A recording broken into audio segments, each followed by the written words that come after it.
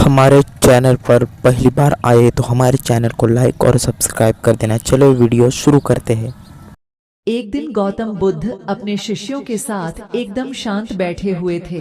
उन्हें इस प्रकार बैठे हुए देख शिष्य चिंतित हुए कि कहीं वह अस्वस्थ तो नहीं है।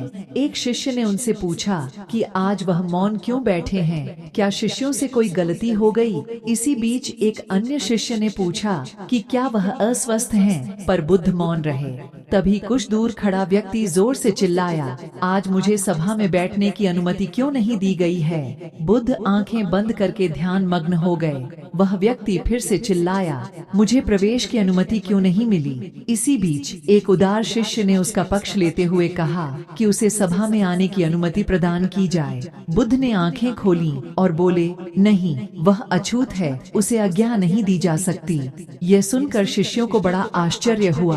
बुद्ध उनके मन का भाव समझ गए और बोले, हाँ, वह अछूत है। इस पर कई शिष्य बोले, हमारे आश्रम में जात पात का कोई भेद ही नहीं, फिर वह अछूत कैसे हो गया? तब बुद्ध ने समझाया, आज वह क्रोधित होकर आया है। क्रोध से जीवन की एकाग्रता भंग होती है। क्रोधी व्यक्ति प्राय मानसिक हिंसा कर बैठता है, इसलिए जब तक वह क्रोध में रहता है तब तक अछूत होता है। इसलिए उसे कुछ समय एकांत में खड़े रहना चाहिए।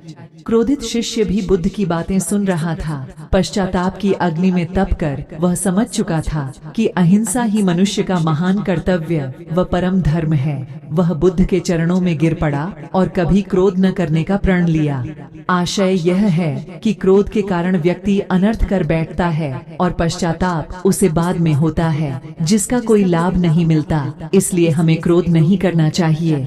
असल मायने में क्रोधित व्यक्ति अछूत हो जाता है और उसे अकेला छोड़ देना चाहिए। क्रोध करने से तन, मन और धन तीनों की हानि होती है।